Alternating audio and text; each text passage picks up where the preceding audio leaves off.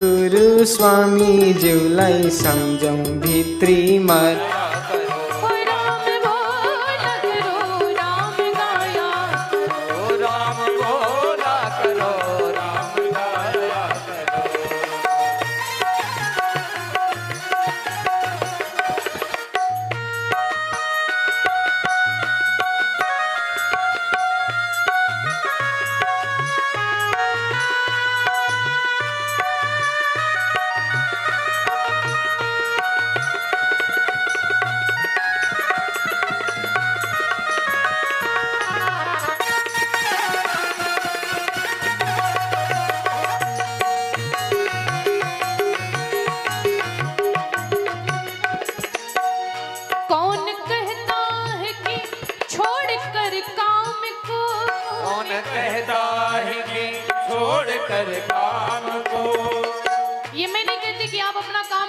भगवान की भक्ति कीजिए। आते जाते हुए गुनगुनाया करो, राम बोला करो, राम गाया करो।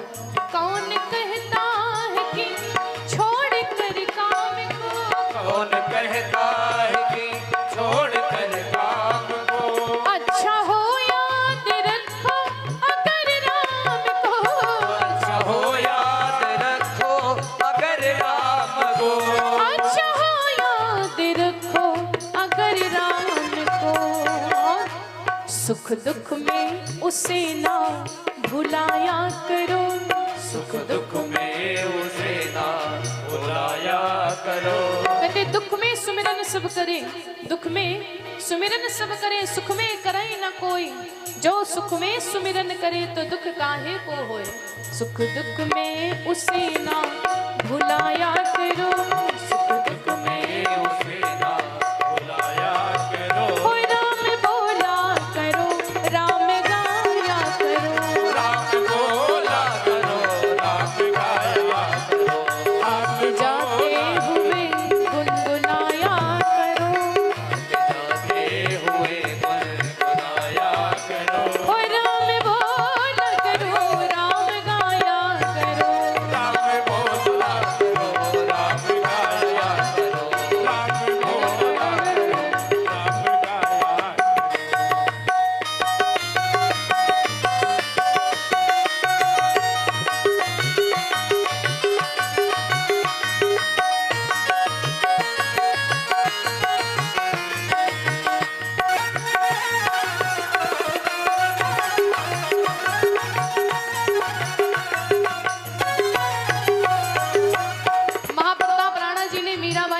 कष्ट दिए, परंतु मीराबाई ने कहा मैं तो चली वृंदावन राणा, मैं तो चली वृंदावन राणा, मेरे तो सोए भाग्य जगे, राणा जी तेरे महलों में आग लगे। राणा ने विष दिया मानव अमृत पिया, राणा ने विष दिया मानव अमृत पिया। मीरा गोविंद गोपाल गाने लगी, ऐसी लागी लगन मीरा हो गई मगन, ऐसी लागी। थोड़ा आप लोग भी गा लीजिए एक बार, सभी पूरे पूरे उठाएंगे हाथों को, पूरे पूरे, और मिलकर के तेज आवाज में। ऐसी लागी लगन मीरा हो गई मगन। थोड़ा थोड़ा और वॉल्यूम बढ़ा लीजिए एक बार, सभी पूरे पूरे उठा के हाथों को तेज आवाज में। ऐसी लागी लगन मीरा हो गई मगन, ऐसी लागी लगन मीरा हो गई मगन। अरे वो तो गली गली गली हरी हरी गुण गाने लगी, महलों में पली बन के जोगन चली, महलों में पली बन के जोगन चली।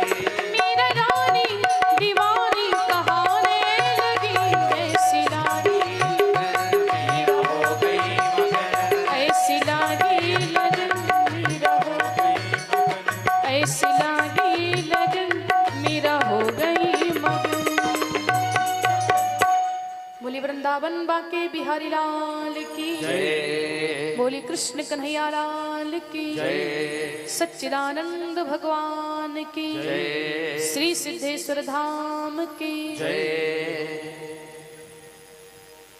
मीराबाई को भक्ति का नशा चढ़ गया, दुनिया के नशा चढ़ता है फिर उतरता है, फिर चढ़ता है फिर उतरता है। परंतु भक्ति का नशा जो एक बार चढ़ जाता है, फिर दुनिया में किसी भी नशा की जरूरत नहीं पड़ती है। कम से कम कथा के ही बहाने से, भागवत कथा अनुष्ठान के, भगवान के कृष्ण के आश्रय से, भगवान की कथा के ही बहाने से 7 दिवसों तक माताओं को टाइम टाइम पर अच्छी अच्छी साड़ी पहनने का परम सौभाग्य प्राप्त हुआ। ये मैंने देखा है, क्योंकि आप घर में रहती हो तो कभी कभी ऐसा होता है, इतना व्यस्तता हो जाती है कि बाल भी संवारने की टाइम नहीं मिलता है। जो साड़ी पहने सो सही है, कम से कम इसी बहाने से नए नए कपड़े पहनने का सौभाग्य प्राप्त हुआ। 7 दिनों तक कोशिश कीजिए कि एक मीटिंग की भी कथा हमारी ना छूटे, कोई भी हमारी कथा ना छूटे, ये आप प्रयास कीजिए। घर से आइए, बोल दीजिए मैं तो चली वृंदावन राणा, मेरे तो सोए भाग्य जगे, राणा जी तेरे महलों में आग लगे। अब घर का क्या हो रहा क्या नहीं हो रहा मुझे नहीं मतलब है, मुझे तो केवल कृष्ण से मतलब है, क्योंकि दुनिया में केवल कृष्ण का नाम ही सत्य है, यही सत्य है। भगवान का क्या नाम है? सच्चिदानंद रूपाया विश्वोत्पत्त्यादि हेतवे तापते विनाशाय श्री कृष्णाय वयं नमः। बोलिए सच्चिदानंद भगवान की जय। भगवान का नाम ही है सच्चिदानंद। सच्चिदानंद शब्द में 3 शब्द हैं, एक सत्य और एक चित्त और एक आनंद। सच्चिदानंद ईश्वर क्या है? बोले सत्य ही ईश्वर है। जो माता है व्यास मंच पे आना चाहती है, आप एक एक करके आ भी सकती हैं यहाँ पे गोपाल जी के चरणों में। ईश्वर ही सत्य है और चित्त ही ईश्वर है और आनंद का स्वरूप ही ईश्वर है। सच्चिदानंद रूपाय विश्वोत्पत्त्यादि हेतवे। ऐसे कृष्ण के चरणों का आश्रय लेकर के महाराज आत्मदेव ऋषि अपना घर परिवार सब कुछ त्याग करके मन में भाव जगा, मन में विचार आया कि मैं दुनिया को छोड़ करके, दुनिया से मेरा कोई भी नाता नहीं है, कोई भी रिश्ता नहीं है, दुनिया से कोई भी मेरी आशा नहीं है। क्या नाम है? बोली सच्चिदानंद भगवान की। आत्मदेव ऋषि पुत्र की चिंता के लिए बहुत ज्यादा गलानी हुई, बहुत दुख हुआ, कष्ट हुआ, और फिर भगवान के ऊपर विश्वास करके भरोसा करके चल देते। सोचते मन में कि अगर कोई संतान नहीं होगी तो हम अपने प्राणों को भी त्याग देंगे। आत्मदेव ऋषि अपनी जान की बाजी को लगा करके घर से बाहर निकल पड़े। पुत्र के लिए इतना व्याकुल है। माता पिता देखिए, जीवन में दुख ही दुख है, कहीं भी सुख नहीं है। यदि गरीब हो तब भी दुख है कि धन नहीं है, अधिक धन हो गया तब भी दुख है। पुत्र है, पुत्र नहीं है तब भी कष्ट होता कि मुझे कोई पुत्र नहीं है। और अगर पुत्र होने के बाद में संतान गड़बड़ निकल जाती तब तो उससे भी बड़ा दुख होता है। कोई अपने शरीर से परेशान, कोई तन से परेशान, कोई मन से परेशान, कोई धन से परेशान, कोई पत्नी से, तो कोई परिवार से, कोई बच्चे से, कोई बहू से, कोई गांव से, कोई रिश्तेदार से, कोई शरीर से। दुनिया में कोई सुखी है ही नहीं। बस केवल जहां भी शांति तो राम के चरणों में ही शांति है, कृष्ण के ही चरणों में शांति है।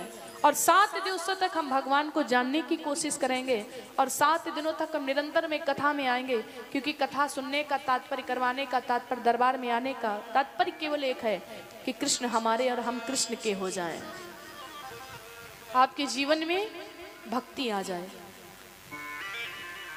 आत्मदेव ऋषि इतना पुत्र के लिए व्याकुल की जान की बाजी लगा करके भी चल देते हैं। कभी कभी ऐसा होता है जिसके गांव में कोई संतान नहीं होती, वो पुत्र के लिए इतना व्याकुल होते हैं, और शायद बेटा हो जाने के बाद में उतना बेटा तुम्हारे लिए परेशान नहीं होता जितना माता पिता पुत्र के लिए परेशान हो जाते हैं। क्योंकि पुत्र से आपको सुख की ही प्राप्ति हो ये कोई नहीं जानता है। ये कोई जरूरी बात नहीं कि पुत्र तुम्हारे घर में हो तो उससे तुमको सुख ही प्राप्त हो। और आत्मदेव ऋषि अपनी जान की बाजी लगा करके चल देते हैं। अगर भगवान मुझे कोई संतान नहीं देंगे तो हम अपने प्राणों को त्याग देंगे।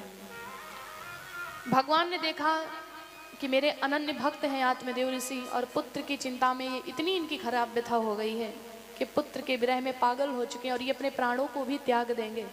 इस कारण से आत्मदेव ऋषि जंगल में गए और दरिया ढूंढने लगे, एक सरोवर ढूंढने लगे कि मुझे कहीं सरोवर नजर आए, उसी में मैं कूद जाऊंगा और अपने प्राणों का परित्याग कर दूंगा। कृष्ण भगवान एक संत का भेष बना करके आत्मदेव ऋषि